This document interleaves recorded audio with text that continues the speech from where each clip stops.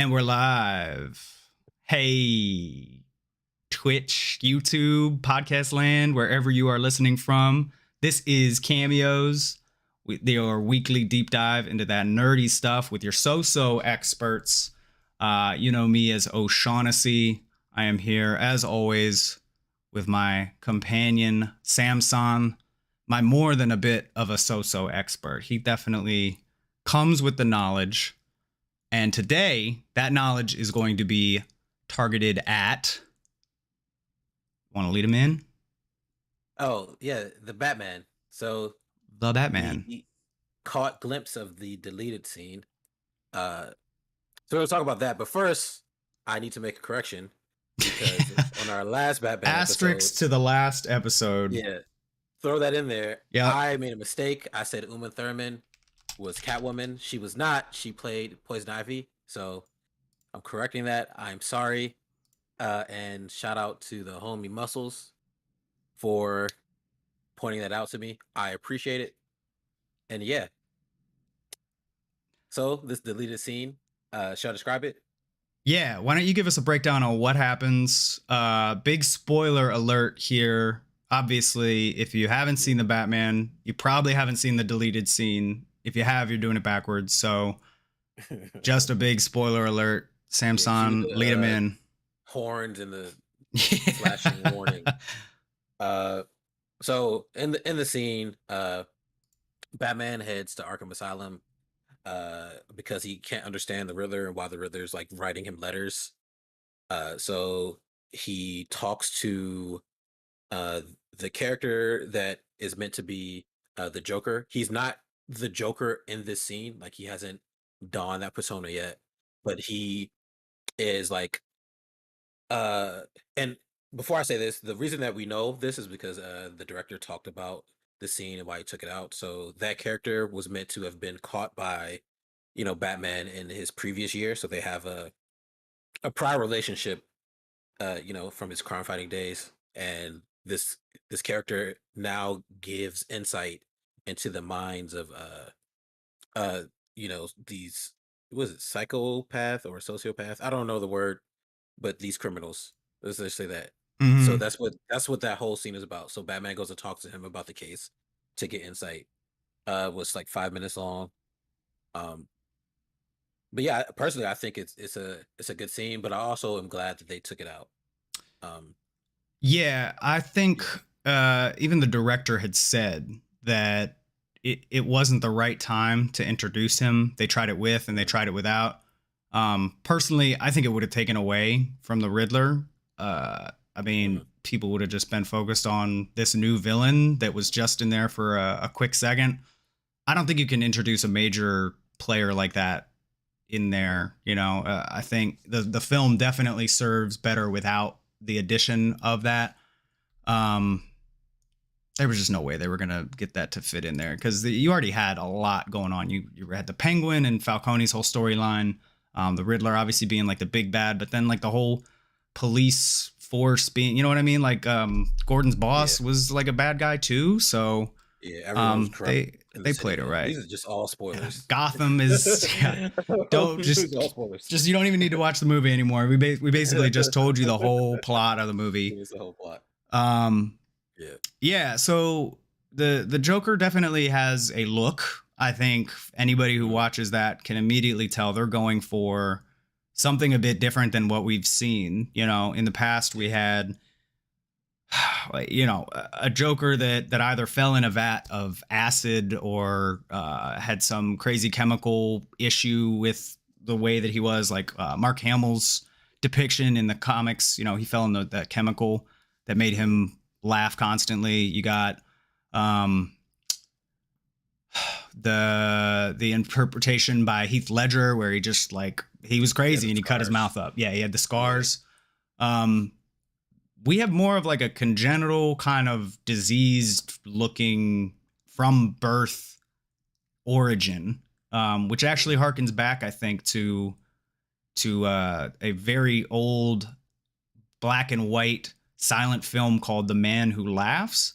And Matt Reeves had actually said that was his inspiration for this. And then the comic, obviously, there was a Joker themed Batman novel called Batman the Man That Laughs or something like that. And a big picture of Joker on the front.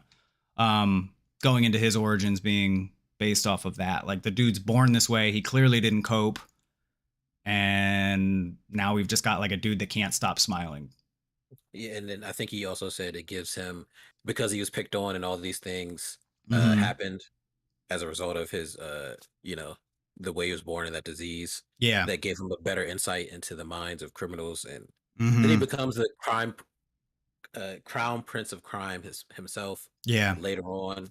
If they decide to go that route and actually put him in the movie, I hope that they do. Um, but I think that that ties into why in the deleted scene the Batman went to him to, to ask these questions, try to figure out what's going on. And I think that also ties into like what we were saying before, where like he doesn't know what he's doing yet. Like No. my Batman didn't have to go ask, someone, what is this guy thinking? Uh-huh. He knows what these criminals are like. He knows what they're about to do. He knows what's coming up. If you have a Batman that is That's the level. relying on the Joker to give you any level of help, you haven't been doing Batman for very long. Like, Yeah, I'm not he's Batman, and I struggling right now. know you don't do that. You don't go to Joker expecting him to help you. Mhm. Um, it seems like, based off the interpretation that we get from the actor's name is Barry Cogan, um, from this deleted scene and then the end scene there, at the end of the movie, it seems like we got a super manipulative Joker that is Mhm. probably, if he gets introduced in the next movie, that's not guaranteed. Matt Reeves, the director of this film, had said specifically, he was like, I don't know that we're gonna throw the Joker in the next movie. Could be a misdirect, obviously, but Yeah, it might not and be. also they missed no, but they misdirected with the entire movie because they had and you literally just said his name. I don't know why I keep forgetting Barry names. Cogan, yeah, Barry Yeah, Cogan, guy from they had Eternals. If you haven't yes, seen this movie and you're still listening for some reason, yeah, he was yeah, the what was his power in the Eternals? He was the one that he could could manipulate yeah, people. He manipulate had minds. an entire jungle's worth of villagers following him around for some reason. But in like the initial rollout for Batman, they had him listed as Stanley Mind Merkel. control. So Mm-hmm. they had him listed as a completely Yep. different character just to Yep. throw you off, so you wouldn't realize They like made sure that you saw him yeah, out in public filming as one of Detective Gordon's like old partners or lieutenants. yeah, Yeah. just to Yeah. throw everyone off. So if you would go to those links to make sure the movie's not spoiled for anyone, I would assume you would lie about the Joker being in the next film. Um, He didn't necessarily uh, say he's not gonna be, but right, I'm not all right. Not lie, but like kind of throw a smoke screen around yeah, they did such a that whole big process. job of building up the Falcone and like Penguin storyline in this. I Hmm. mean, I wouldn't be shocked if that played a more major role in the next movie. Hmm. Just because of how much world building they did with that, like of Gotham's dark underbelly. Joker Joker fits in wherever because he becomes such a pivotal character in the series. But if you're gonna run with like the corruption and stuff, because the Gotham is still corrupt at the end of Batman. So It's even more corrupt at the end of I Batman. yeah, I don't know that you can solve that or even address it in the next movie if you focus on the Joker. It's just a totally different storyline. I feel like we got to get Hmm. Robin in first. Be interested to see if they're gonna do a spin on that. Um, I would like for them to Dick Grayson Robin with a, and I would assume like I think the director was talking about how like after the movie now Gotham's in this whole state of where everyone's vying for power mm-hmm. because everything's in disarray, right? Yeah. So maybe in that state of disarray, that's how Dick Grayson's parents, meet their end. Uh, but I hope they stick to some similar type of storyline. But I will say, let's say with the Joker, I appreciate the direction. I always like when Hmm. if you take liberties and like come up with stories. I appreciate when they're really good. You can do that with the Joker. There's no like true Mm-hmm. backstory for the Joker, Sure. but like so things that make sense that you use to introduce this character. I love when films do that. What do you think about But the physical look? we touched on this a little bit at the beginning, but appearance wise, he was, from Yeah, what you can see, he's absolutely horrific looking. That's going to be challenging yeah. to watch for 2 hours or 3 hours if it's as long as this movie. But I appreciate that it's unsettling. Like seeing Mm-hmm. glimpses of it was like ew, like it feels Yeah, weird.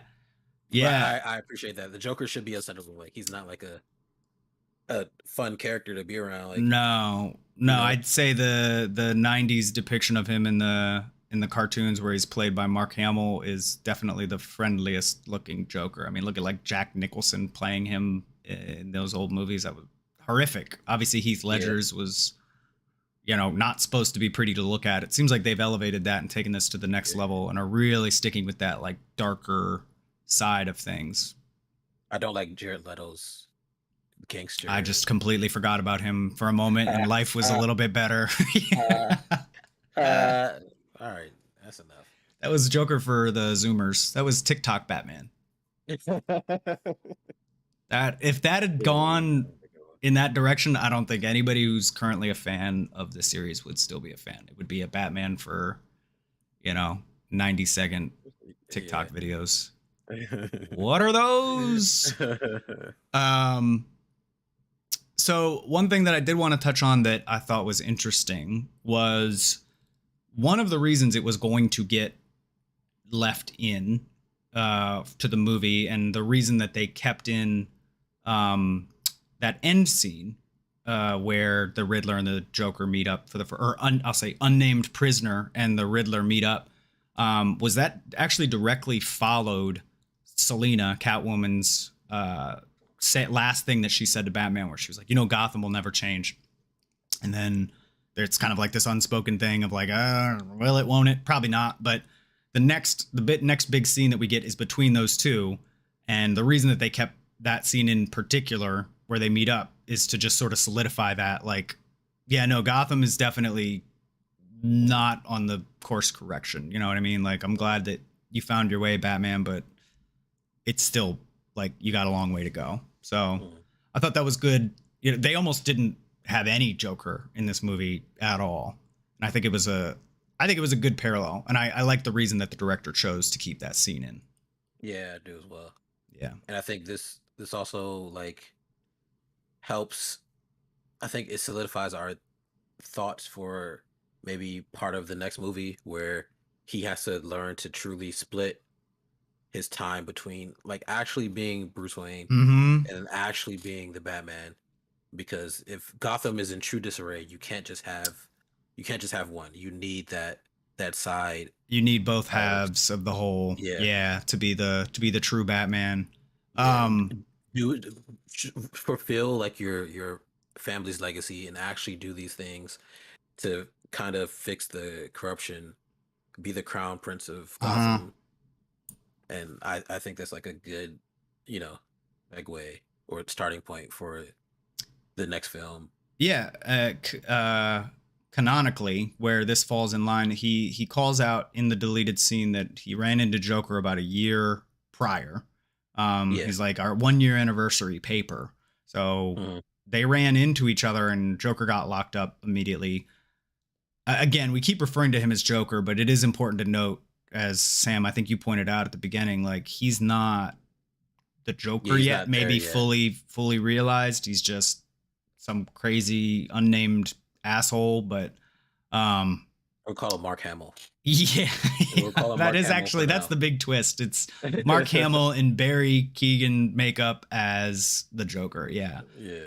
No, but I think it's really interesting just to see how these characters are going to develop. It's very interesting getting a Mhm. look at a very young Batman from a different direction than the Nolan Mhm. verse, which is my only exposure of Batman all the way through his paces.